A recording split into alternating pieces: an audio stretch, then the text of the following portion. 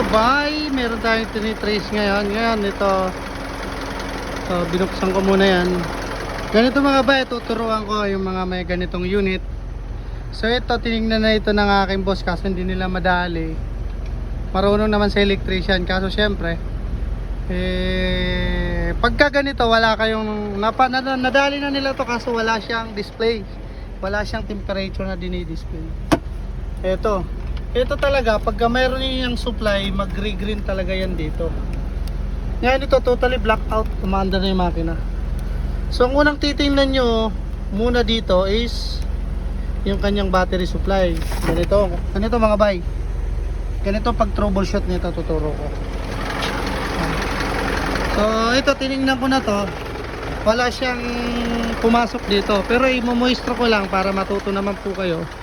Ganito pong gagawin ninyo. Rescue tayo dito muna kayo. Yan, punta kayo rito, testerin nyo yan. Nakita nyo yan, may fuse yan eh. So syempre titignan nyo muna yung battery. Oh, good siya, di ba? Meron siya. So ngayon, susukin nyo naman dito sa may fuse.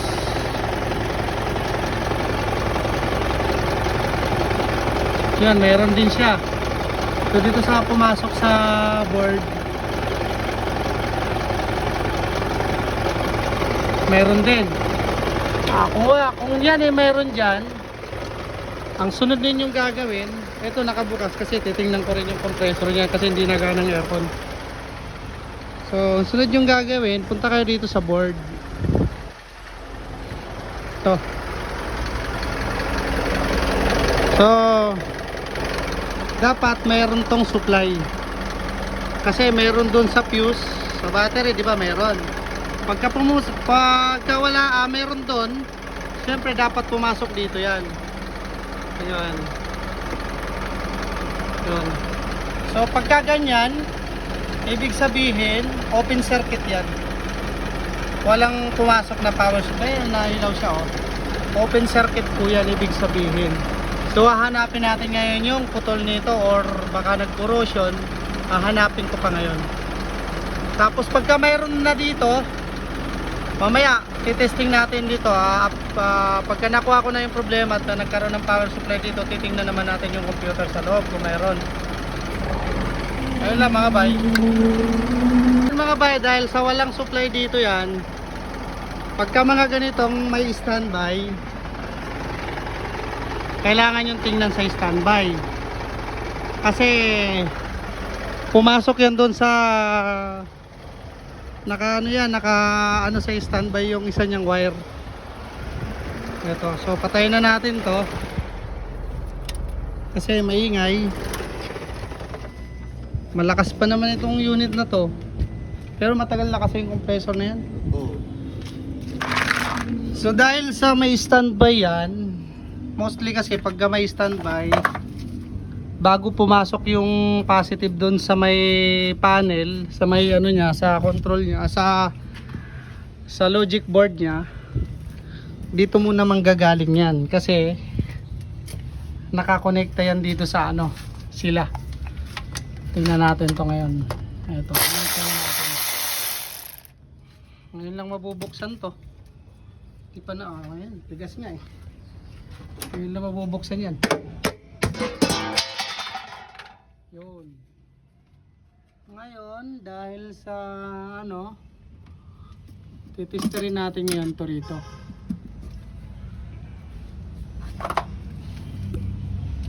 Testerin natin kung mayroon yan.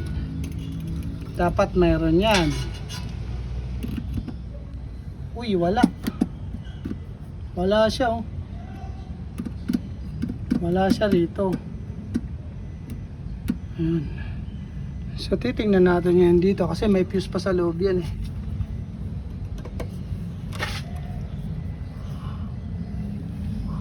May fuse pa sa loob yan, tapos may fuse pang isa yan dito. So goods naman to. Itong isang fuse. Ito kasi nakadiretso sa ano to. Teka lang. Oo nga, nakadiretso yan dyan sa standby to. Ito kasi papunta yun dun sa battery kaya binabalik yung power supply. Wala talaga. Wala siya. So may bukas ito, may ano to, may open circuit ito. Kasi meron siya rito. Meron yan dyan. Yan, meron yan dyan. 25.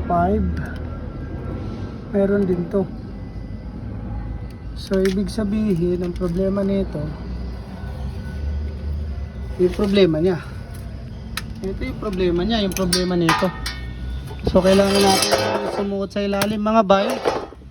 Hahanapin natin. Antayin nyo ako.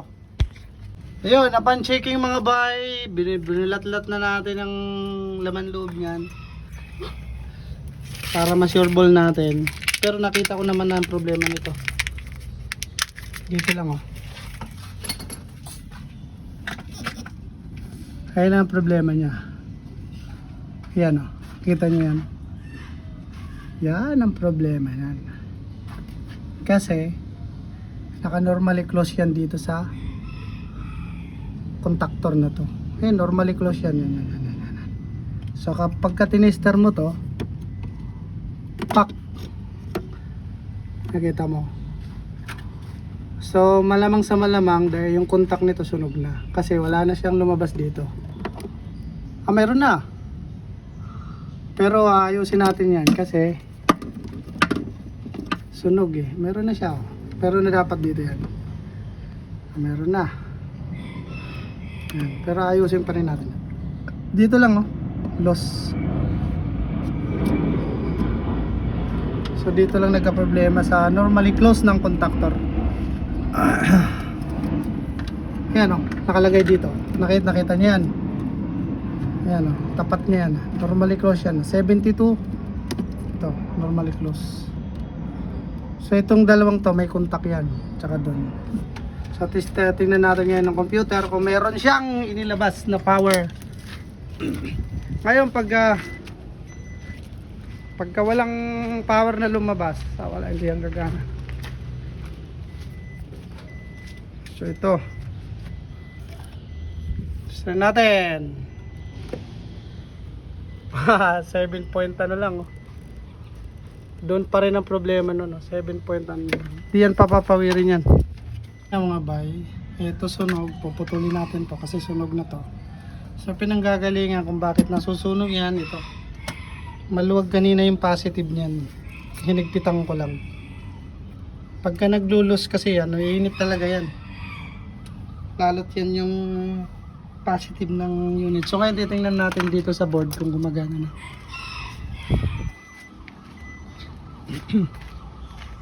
Gumagana na. Kasi kanina 4 volts lang eh. So ito tingnan natin yan. 25 na siya. 25 na, di ba? So, titingnan natin yan kung may ilaw na yung ano ng computer.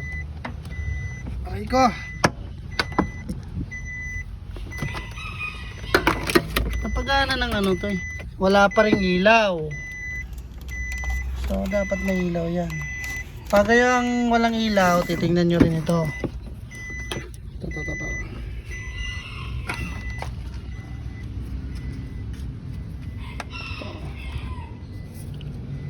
Yan, tingnan nyo to.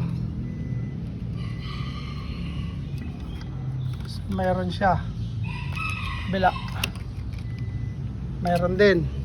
So ang gagawin nyo rito, itong mayroon ditong kulay na isang ano, para hindi na kayo gumastos.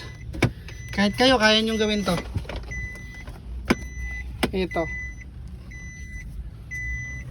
Itong dilaw na to. So wala siyang supply. So hindi taga pailawin yan. So meron na to. Yan, meron na siya. Yan lang ang ano, huwag kayo maglalagay ng ibang connection dyan. Ito kasi positive, ito negative. Ito positive, ito negative. Huwag kayo magja-jumper dito kasi susunugin niya yung computer niyan. Kasi ilang voltahe lang ang binibigay niyan para sa board. Nanggagaling sa board, papasok dito. So ito dapat meron to. Kasi ito yung trigger niya. Ito yung ignition niyan eh, dilaw. So hanapin natin bakit wala tong power supply. May fuse to. Na mga bayan, yung dilaw nito meron to. Ayan o. Itong dalawa lang dapat na may supply dyan. Yan. So okay na tong dalawa, meron na yan. Gumagana na po yan. Kasi ito. Meron fuse po yan dyan, nandyan sa loob. Hindi ko lang kukut-kutin na. Kasi nakakonekta yan sa ignition dito. Yan sa fuse dito. Yan. Magkasama kasi ang wiring yan sa wiring nito. So meron dun 3 fuse. Itong dilaw na to. Itong dilaw na to. To. Yung may dilaw dyan para dito yung direkta. So okay na to. Yan, gumana na siya. So ngayon, ayusin ko na lang yung wiring.